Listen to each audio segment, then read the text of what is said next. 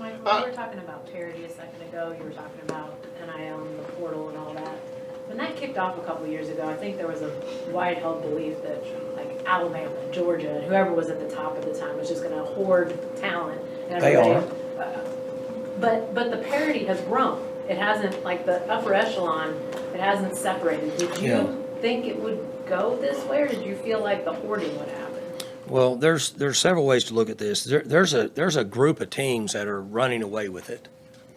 So in off-season free agency and the bidding that's going on for players, there's a certain group of them that we don't even get involved in because, you know, you call them and they say, hey, look, I get $300,000 just to take an official visit. Okay, well, who's next?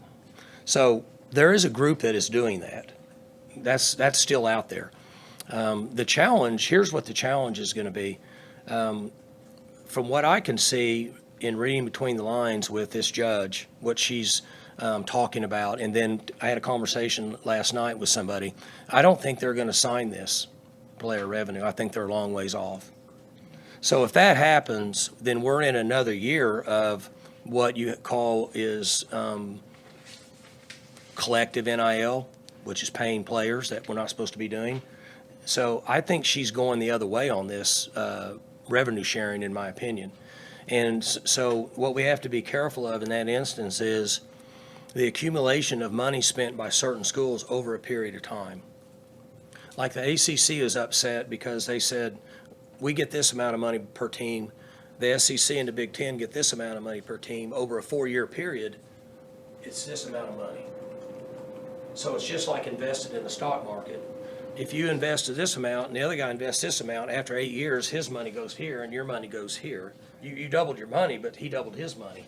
That's a concern. That's what we have to get under control, because if we have a few schools in the country, more than a few, but if we have 20 schools in the country that are extending themselves by $15 or $20 million a year and investing that in a team, where are we going to be 4 years from now? That's a concern. So the discrepancy hasn't happened yet, but it very well It's could. heading that direction. My opinion is if she doesn't sign this and we get out of player revenue sharing, that the discrepancies are going to be that way, and you're not going to have any more parity.